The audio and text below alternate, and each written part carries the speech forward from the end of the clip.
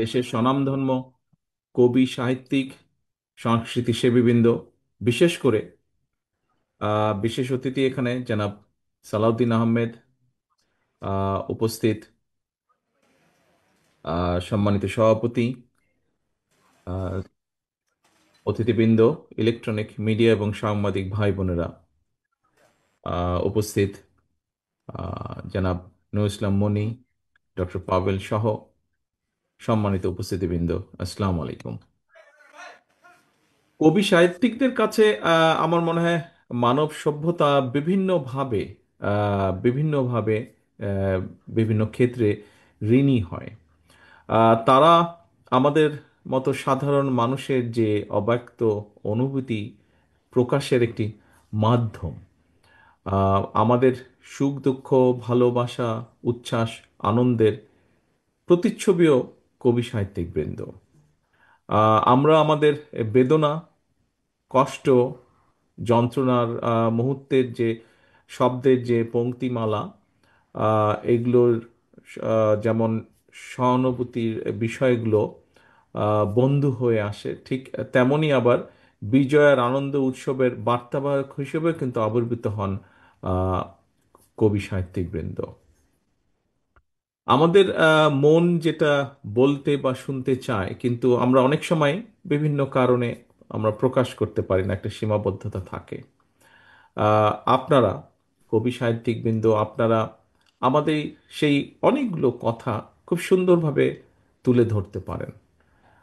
আপনারা আমাদের যে মনোজগৎ আছে সেই মনোজগৎটা আর, ভিতরে আপনারা স্থান করে নিতে পারেন আপনাদের গুণ দ্বারা। এবং সেখানেই কিন্তু আমি মনে করি যে আপনারা অসাধারণ এবং আমরা সাধারণ। যুগে যুগে আহ, অনেক বক্তাই বলেছেন এখানে, যুগে যুগে কবি সাহিত্যিকরাই নির্ভীক চিত্তে মুক্তির কথা বলেছেন। কবিরাই বলেছেন, বলবীর চির উন্নত মমশির। বিদ্রোহী কবি নজরুল ইসলাম কবি বলেই হয়তো বলতে পেরেছিলেন, নত শির ওই শিখর হিমাদ্রির। দেশের স্বাধীনতা এবং সার্বভৌমত্বের প্রতি চূড়ান্ত আনুগত্য থেকে কবি আহ, শহীদুল্লাহ লিখেছিলেন, জাতির পতাকা খামচে ধরেছে আজ পুরনো শকুন। আহ, তখন আমরা সবাই সকুচিত হই, প্রত্যয়ী হই, স্বাধীনতা রক্ষায় ঐক্যবদ্ধ হই সার্বভৌমত্বের প্রশ্নে। আমাদের মহান স্বাধীনতা যুদ্ধের দিনগুলোতে কবিতা আর দেশাত্মবোধক সঙ্গীত ছিল মুক্তিযোদ্ধাদের প্রেরণার উৎস। ক্ষুধা, যুদ্ধের ময়দানে ক্ষুধা, যন্ত্রণার ক্লান্তিকে সেদিন তারা পরাজিত করেছিলেন কবিতার প্রেরণা। এবং সেটি ছিল দেশপ্রেমের একটা অনন্য উদাহরণ। তা না হলে কিভাবে একজন মুক্তিযোদ্ধা একটি গান লিখেছিলেন, এই গানটি একজন বক্তা উল্লেখ করেছেন যে, একটি ফুলকে বাঁচাবো বলে যুদ্ধ করি। সম্মানিত উপস্থিতিবৃন্দ, স্বাধীনতার পর থেকে দেশের সকল ক্রান্তি লগ্নে কবি সাহিত্যিকরাই আমাদের সচেতন করেছেন। রাজনৈতিক নেতৃত্বকে বিভিন্ন সময় বিভিন্ন ক্ষেত্রে রাজনৈতিক নেতৃত্বকে উদ্দীপ্ত করেছেন, উদ্বুদ্ধ করেছেন প্রতিবাদী হতে। যেটার প্রকাশ আমরা দেখেছি স্বাধীনতা যুদ্ধের পরে বিভিন্ন সময়। এটার প্রকাশ আমরা দেখেছি 90-এর দশক জুড়ে। এবং আমরা রিসেন্ট যেটা দেখেছি, গত 1.5 যুগ ধরে চলে আসা স্বৈরাচারের বিরুদ্ধে, আহ, যেটা সাম্প্রতিক সময়ে উদ্ভাসিত হয়েছে, যার আহ, পরিপূর্ণতা ঘটেছে 24-এর সফল গণ আন্দোলনে, গণ অভ্যুত্থানে। এভাবেই কবি সাহিত্যিকরা, সম্মানিত উপস্থিতিবৃন্দ, এভাবেই কবি সাহিত্যিকরা যুগে যুগে নিজেদের মাত্রাকে এতটা উঁচুতে নিয়ে গেছেন, যার ফলে অনেক সময় দেখেছি আমরা তাদের নিজেদের পরিচয়, দেশ এবং জাতির পরিচয়ের সমার্থক হয়ে উঠেছেন। যেমন শেক্সপিয়ার বা ওয়ার্ডসওয়ার্থ ব্যক্তি থেকে ইংরেজি সাহিত্যের নাম হয়ে উঠেছেন। আহ, একইভাবে আমরা বলতে পারি নজরুল কবি, বিদ্রোহী কবি নজরুল ইসলাম, রবীন্দ্রনাথ হয়ে ওঠেন এই মহাদেশের পরিচয়ের একটা অবিচ্ছেদ্য অংশ।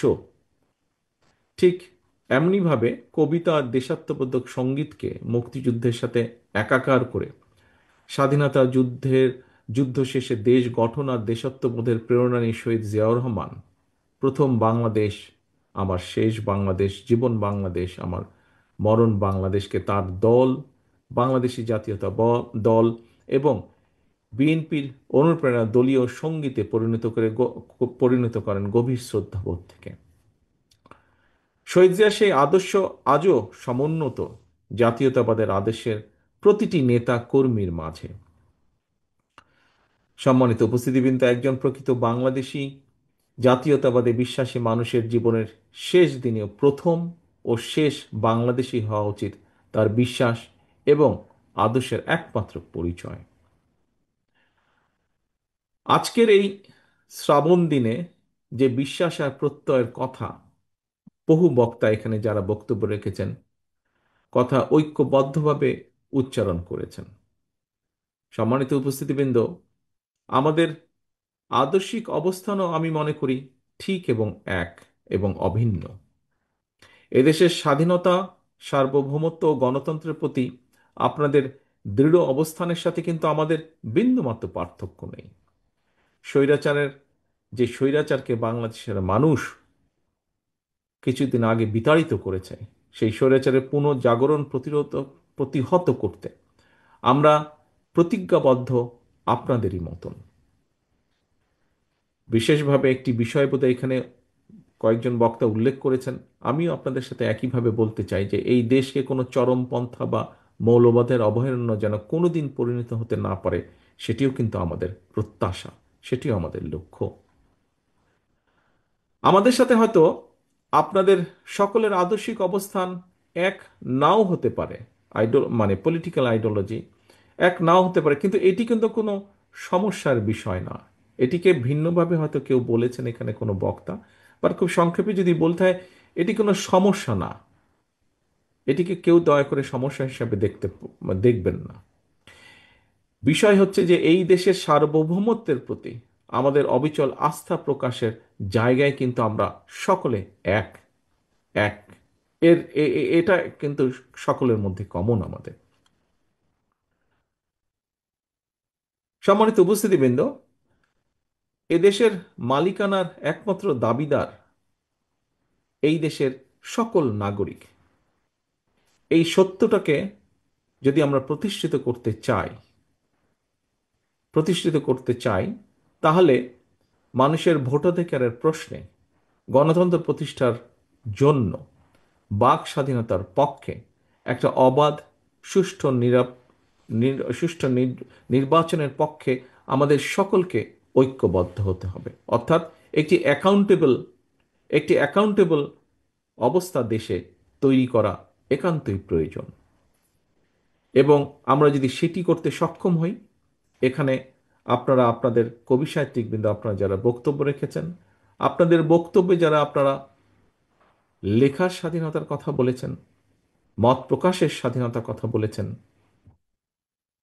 আপনার মতপার্থক্য তুলে ধরার কথা বলেছেন, সমালোচনার কথা বলেছেন, আমরা সেই অধিকারগুলোকে প্রতিষ্ঠিত করতে পারি যদি আমরা একটি অ্যাকাউন্টেবল রাষ্ট্র ব্যবস্থা গড়ে তুলতে সক্ষম হই। এবং সেটি একমাত্র করা সম্ভব মানুষের ভোটের অধিকার রক্ষার মাধ্যমে।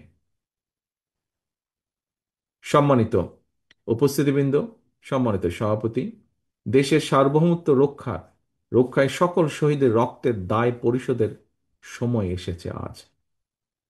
এই দেশের একজন কৃতজ্ঞ সন্তান হিসাবে আজ এই সুন্দর অনুষ্ঠানে আপনাদের আমাদের আমাদের সকলের কণ্ঠে ঐক্যের প্রতিধ্বনি উচ্চারিত হোক। সকলের সুস্বাস্থ্য কামনা করে একটি প্রত্যাশিত বাংলাদেশ, বাংলাদেশের জনগণের একটি প্রত্যাশিত বাংলাদেশ গড়ার আকাঙ্ক্ষা ব্যক্ত করে আপনাদের সকলের সহযোগিতা কামনা করে আমার বক্তব্য শেষ করছি। আল্লাহ হাফেজ। বাংলাদেশ জিন্দাবাদ। বাংলাদেশ জাতীয়তাবাদী দল জিন্দাবাদ।